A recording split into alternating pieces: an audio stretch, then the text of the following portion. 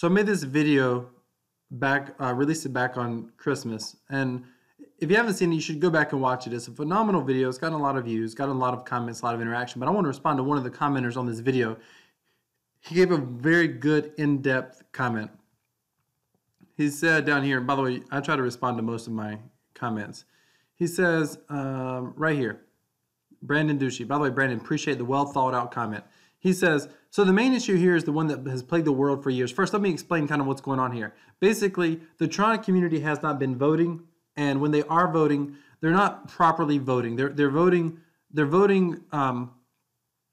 basically for rewards. Part of Tron, the way it can work is you can use the Tron that you have. Every Tron counts as one vote. You can place your votes towards one of the super representatives, and oftentimes the super representatives gives back a percentage of the rewards they get for being a super representative. There's only 27 super representatives, and they get rewards for being there. The idea is those rewards are supposed to be used for further development of various projects.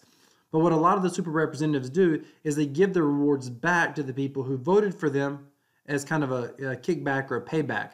And so what has happened is some whales have come in and just bought up their super representative position, and then they basically have bought votes by giving away a tremendous amount of their rewards, as in 100% of their rewards or most of them. So there ends up being the risk of super representatives who are only super representatives for the rewards, but they're giving away a tremendous amount of their rewards as well, which the true developers of Tron, who are also super representatives, aren't able to keep their rewards. In other words, if they don't, they're forced to have to give away rewards to get votes, because people are only voting not based off of the super representative and what their development is. They're voting only based off of rewards, which is short term, because what we talk about in this comment, in this video, if you want to watch the video, I'll put a card above. You can go watch this video. It's a great video. But one of the things that we covered is, who cares if you're getting more Tron rewards if Tron ultimately, if you get, hypothetically 50% rewards, but Tron loses 95% of its value because there's no real development taking place. What do you have? And so a commenter gave a great comment. And I think his comment is good because it really gets to the heart of decentralization. It really gets to the heart of what Bitcoin was designed to ultimately do by creating a decentralized public blockchain. And this has a little less to do with Tron and more of the greater issue of individuals being self-interested. So I want to respond to this. I agree with a lot of what he says here, but it's definitely food for thought for the community. He says, is Brandon Ducey, however you say it. So the main issue here is one that has plagued the world for years. Decentralization was never going to fix the main issue of caring about community and well-being of all over self-benefit, such as getting more rewards, hence performing an action that leads to self-benefit. The heart of this problem is someone's moral compass, which will determine how they view the world and what actions they will perform. This, in turn, will affect our progress in general. You could have all these good ideas and structures in place in terms of tech and so on, but ultimately, you will still create a structure that promotes self-benefit over community. Organizations with the most money, orgs with the most money will gain support and authority, which in turn will not produce the golden dream on decentralization you were looking for. If we were people that truly cared about the community and so on, we wouldn't need incentives to make decisions or be a part of something that would make it more fair and lead to less problems. But since we need general monetary incentives and rewards for people to take part in something, it often leads to only caring about those rewards, and then you will notice that the power hierarchy you were trying to decentralize ends up being reconstructed and finds its way back to capitalism and centralization. People who have power because of money, people only caring about self-benefit, therefore, back to square one. You end up turning into the hierarchy that you were trying to decentralize and reinvent. The issue is you can only do so much before it becomes a moral issue. This will always hamper our progress, as people will be the cause of many great ideas not reaching their full potential. But all in all, I'm excited for blockchain technology. It's definitely here to stay and do a lot of good as well. Okay, the last sentence confused me because it a little bit seemed to counteract what he said above. And maybe it's because he still thinks decentralization is the best shot at coming against what he said. I think the problem is he says that decentralization ultimately tends to fail because we end up back in a centralized capitalistic society. First of all, true free market capitalism, I believe, is decentralization, or mostly decentralized. Centralization is ultimately corruption, in my opinion. That is the whole purpose. I think most centralized governments offer a tremendous amount of corruption. Decentralization may have manipulation occurring. There will always be people with more money, and those people with more money will always have more power. He says right here, people who have power because of money, people only caring about self. Okay, first of all, if his response to people who have power because of money are always people who only care about self-benefit, then I'm going to call that's absolutely incorrect. People who have power don't necessarily have power because they only care about self. There are plenty of people that have financial power. And by the way, money always gives power. Power to choose, power for freedom to choose, purchasing power. You always have more authority. You always have more power when you have money. You have options. You can do things. Nobody ever gave somebody a job if they didn't have money to pay them for doing the job. I mean, money is power. Nobody ever did. Mother Teresa couldn't exist if there were not people with money willing to give her money to help fund her missions, i.e. the Catholic Church, by the way. So this idea that only people, and I don't know if that's what he was saying, that's just what I'm reading here, people who have power because of money. Well, first of all people with money have some form of power. People only caring about self-benefit. That I just don't agree with that analogy, and I don't know if that's exactly what he meant to say. But capitalism and centralization do not necessarily go hand in hand.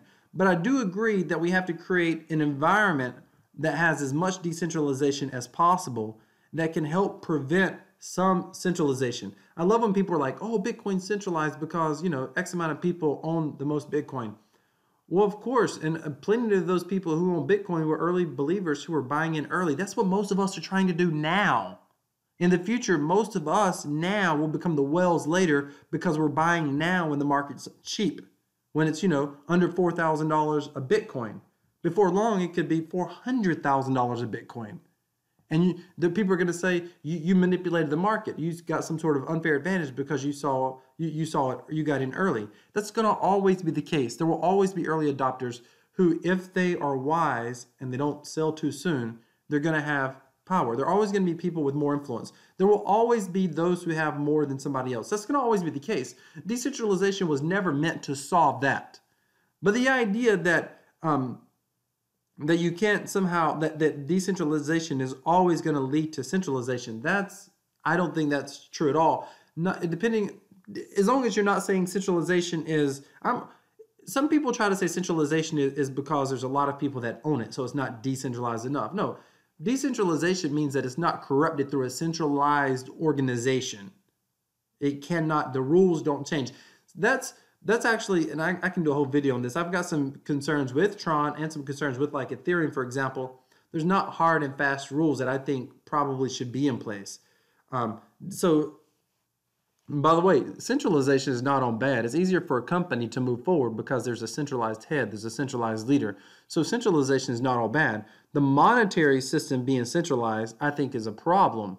But I believe that you can have a capitalistic monetary system that is also decentralized, i.e. a decentralized cryptocurrency.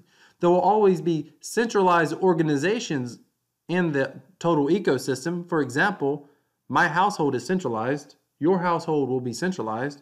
My business is centralized. Your business is centralized. But our goal is to be able to operate. Decentralization is about giving as many people as possible the freest opportunity to one day become someone who has more than we currently have today. We are designed to be self-interested beings. So the idea that Tron, for example, may fail because we're individuals that have a self-benefit, part of this video is explaining that if you're ultimately about your self-benefit, then what serves you most is to make certain that you're voting. What serves you most in the long run that can help your Tron bags become worth a lot more, can help Tron succeed far greater, is for you to heed the advice that was given in this video. Yes, there are some concerns that people are short-sighted, and if they're short-sighted, most people are going to end up being losers in the space. You're going to lose out because Tron's not going to last. They're not going to make it. But if you watch this video and you follow the recommendations and the advice given in this video based off the news story that's covered here, then what you're going to understand is that long-term, Tron succeeds because Tron holders and Tron voters are self-interested. They're self-interested in the project that they're invested in. So therefore, they make a decision that serves their longer-term self-interest instead of a short-term decision that will ultimately sabotage their goal. That is, if their goal is to see Tron succeed. There are some people that are trying to hit and run and make a quick buck as fast as possible. Those are the day trader types. They're going to buy in and sell the next day if it goes up 5%. And that's okay. That's totally okay. Those people should never, on a legitimate project, outnumber the long-term hodlers in the space. Just like Bitcoin. Bitcoin can only be manipulated so much by the big banks because there's a lot of long-term hodlers. And the more mass adoption we have, which this relates to the video I talked about yesterday, the more mass adoption that we have, the more difficult it is for Wall Street to ultimately be able to manipulate Bitcoin and Bitcoin's price. Let me know what your thoughts are down below on this comment. I appreciate you watching. I appreciate your comments. Please comment below, give me a response, and by all means, let me know, Brandon Ducey, if you watch this video, if you agree with what I'm saying or you disagree. I think we may mostly be on the same page, but I'm not sure. So please feel free to clarify in the comments. Thank you so much for watching, and stay tuned. I got something special planned for my very next video.